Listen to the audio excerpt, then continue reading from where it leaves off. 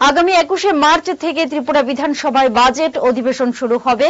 7 দিনের এই অধিবেশন চলবে 1 এপ্রিল পর্যন্ত। আজ বিজনেস অ্যাডভাইজারি কমিটির বৈঠকে সর্বসম্মতিক্রমে সিদ্ধান্ত হয়েছে বলে জানিয়েছেন সংসদ বিষয়ক মন্ত্রী রতনলাল নাথ। এদিন তিনি বলেন, আজ বিধানসভায় বাজেট অধিবেশন নিয়ে বিজনেস অ্যাডভাইজারি কমিটির বৈঠক অনুষ্ঠিত হয়েছে। প্রাথমিক ধারণা, গত 15 বছরে পূর্বতন সরকারের আমলে 8 দিনে বাজেট অধিবেশন হয়নি। বিজেপি সরকারের আমলে অধিবেশনের বিশেষ দিবস রেকর্ড করা হয়েছে। কারণ ট্রেজারি বেঞ্চও চায় যত বেশি আলোচনা হবে তত আমাদের ভালো হবে।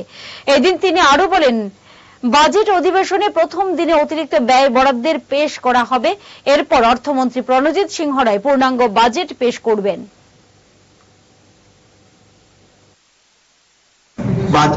বিএসসি মিটিং এ সিদ্ধান্ত নিয়েছি, যেহেতু বাজেট অধিবেশন, বিরোধীরা দাবি করেছে প্রতিটি ওয়ার্কিং ডেট যেন থাকে, যেমন সোমবার থাকুক, মঙ্গলবার থাকুক, বুধবার থাকুক, বৃহস্পতিবার থাকুক, শুক্রবার থাকুক।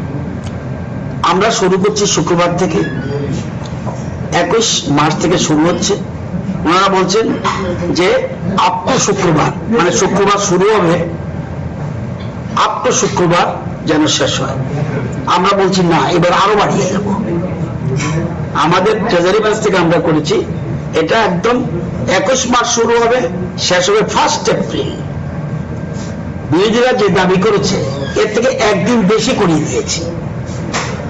বিরোধীরা দাবি করেছিল শুক্রবার থেকে শুরু হবে, শুক্রবারে শেষ হোক। আমরা বলছি না, শুক্রবার থেকে শুরু হবে, আগামী মঙ্গলবার পর্যন্ত চলুক। অর্থাৎ 21 মার্চ শুরু হবে আর শেষ হবে 1 এপ্রিল। ওনারা চেয়েছিল 28 মার্চ শেষ হওয়ার জন্য, আমরা একদিন বাড়িয়ে দিয়েছি। এবং বাজেট অধিবেশন সাপ্লিমেন্টারি বাজেট থাকবে, অর্থাৎ এটাকে আমরা রিভাইজ বাজেট বলি, উঠে থাকবে, এবং 25-26-এর মূল বাজেট থাকবে।